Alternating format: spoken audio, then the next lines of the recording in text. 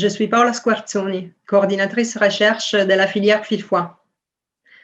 Et aujourd'hui, je vais vous présenter une des actions recherche organisées par la filière au cours de cette année. Et je vous donnerai un aperçu aussi des actions futures qui sont en train d'être mises en place pour l'année 2021. Donc, une des actions recherche menées par la filière cette année a été l'organisation de l'appel à projet FIL-Foie 2020 à soutien de la recherche et de la prise en charge. Pour vous présenter brièvement cet appel à projet, donc, il a été organisé pendant l'été dernier et il n'est pas reconductible.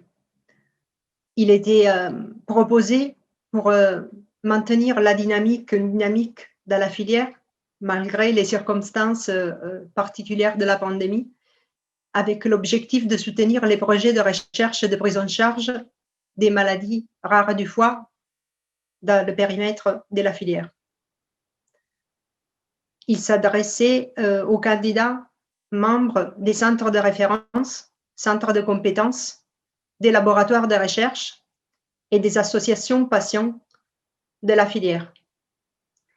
Cet appel à projet a été lancé en fin juin 2020, le 29 juin, avec une date limite de soumission des projets fixée pour le 31 de juillet 2020.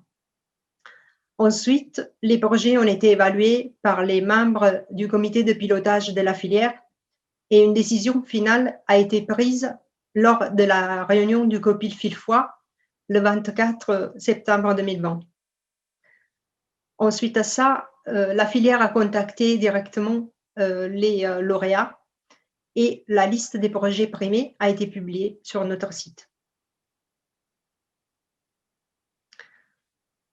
Donc, l'appel à projet avait une dotation de 3 enveloppes de 104 000 €, un par chaque réseau de la filière, atrésie des voies biliaires et cholestase génétique, maladies inflammatoires des voies biliaires et hépatite auto-immune et maladies vasculaires du foie. Le soutien de la filière au projet lauréat s'est concrétisé en l'achat de matériel et dans le paiement de prestations de services et de déplacements indispensables à la réalisation des projets.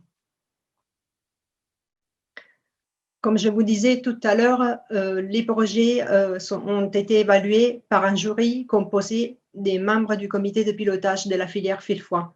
Ce comité de pilotage est composé en effet des représentants à part égale des réseaux de la filière et des représentants des associations patients de la filière, ce qui garantit une objectivité et une impartialité de ce jury. Afin de guider le jury dans ses choix, une grille d'évaluation a été établie portant comme critères les objectifs et la méthodologie du projet, son originalité, son intérêt pour les maladies rares du foie, sa réalisation possible dans les délais impartis, les retombées des projets pour les patients, l'implication de plusieurs acteurs de la filière, la cohérence du budget demandé et finalement, tout était accompagné d'une note finale d'appréciation générale. Cet appel à projet a eu un discret succès. En fait, on a reçu 10 projets présentés lors de la date limite, dont 7 projets ont été retenus par le COPIL de la filière et annoncés lauréats en début octobre sur le site de la filière. Maintenant, nous allons regarder un peu plus en détail la liste de nos 7 projets lauréats. Voilà, donc, dans cette liste, on a le projet porté par le docteur Tunzia Ait Slimane, dont le titre est « Compréhension de la relation entre le génotype et le phénotype pour diagnostiquer et traiter les maladies biliaires rares liées à la BCB4 MDR3 ». Ce projet vise à développer des approches thérapeutiques spécifiques, comme le repositionnement ou le design de nouvelles molécules, afin de trouver des nouveaux traitements alternatifs à la transplantation hépatique pour des maladies rares du foie très sévères. telles que la cholestase intrahépatique progressive familiale de type 3. Nous avons ensuite le projet du docteur Marion Bouchkareil, identification d'une signature moléculaire et ou d'un facteur spécifique de l'évolution des lésions hépatiques associées au déficit en alpha-1 antitrypsine, afin de développer des méthodes de diagnostic précoce et non invasif et d'ouvrir de nouvelles opportunités thérapeutiques. À travers des approches multiomiques comme le séquençage génomique et l'analyse par spectrométrie de masse des protéines contenues et sécrétées dans les cellules hépatocytaires déficitaires, ce projet vise à développer de nouveaux outils de diagnostic précoce du déficit en alpha-antitrypsine, qui est en fait une maladie génétique rare du foie, dont les formes les plus sévères se manifestent dès la période néonatale. Par la suite, nous avons le projet porté par le professeur Christophe Buron. Ce projet vise, avec l'aide et l'expertise d'un technicien d'études cliniques dédié, à améliorer la qualité et l'exhaustivité des données pour l'ensemble des projets français et européens multicentriques concernant les enfants ou les adultes qui sont en cours ou en projet des maladies vasculaires du foie dans le centre de Toulouse, qui est le premier centre de recueil Bambara pour les maladies vasculaires du foie. Et par la suite, nous avons les autres 4 projets. Donc, on a le projet du professeur Dumortier sur les résultats de la transplantation hépatique pour cholangite sclérosante primitif à partir d'une cohorte française nationale. Ce projet, en fait, concerne une étude de cohorte rétrospective multicentrique de patients greffés hépatiques adultes en France de 1985 à 2018 pour cholangite sclérosante primitive. Et l'objectif de ce projet est d'analyser le devenir de ces patients, la récidive de la CSP sur le greffon, ses facteurs de risque et les complications après transplantation hépatique. Nous avons le projet porté par le docteur Thomas Folguière, dont le titre est « Caractérisation dans des modèles cellulaires de l'effet des mutations faux sens de BSEP ABCB11 identifiés chez des patients atteints de cholestase intrahépatique progressive familiale de type 2.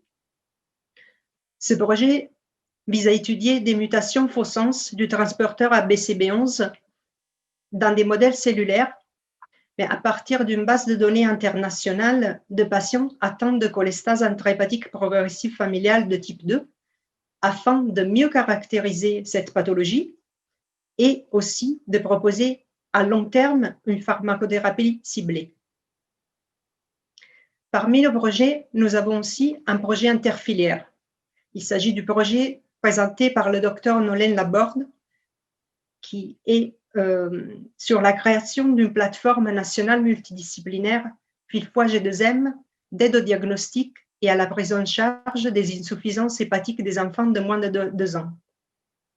Or, l'insuffisance hépatique aiguë est un désordre multisystémique qui est lié à une altération sévère des fonctions hépatocellulaires. L'objectif primaire de ce projet est de réduire les impasses diagnostiques des insuffisances hépatiques des enfants de moins de 2 ans grâce à la mobilisation des experts clinico-biologiques et à la biobanque de la plateforme.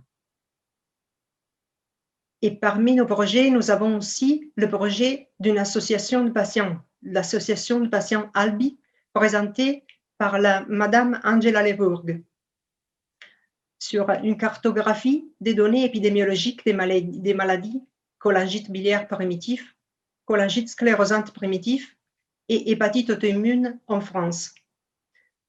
Il s'agit d'une étude observationnelle descriptive qui a pour objectif d'améliorer la connaissance de la population française souffrant de ces pathologies en France.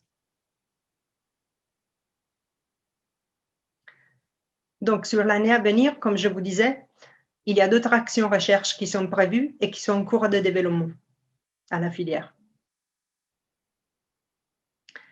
En particulier, la filière souhaite mettre en place, dans les mois qui viennent, un prix recherche Villefoie, une bourse interne reporter Fil-Foi et enfin une journée recherche Fil-Foi. Toutes ces actions sont en cours de développement et plus d'informations vous seront communiquées prochainement. Pour finir, si vous souhaitez avoir d'autres informations sur les actions recherche de la filière, n'hésitez pas à venir visiter notre site à filfoi.com sur l'onglet recherche ou à contacter directement nous, l'équipe d'animation, à nos adresses mail. Donc, vous pouvez contacter Aurélie Nègre, la chef de projet de la filière Filfois, à aurélie.nègre@aphp.fr ou moi-même, Paola Squarzoni, coordinatrice recherche Europe de la filière Filfois, à paola.squarzoni@aphp.fr. Je vous remercie de votre attention et je vous souhaite une très bonne continuation de cette journée. Merci beaucoup.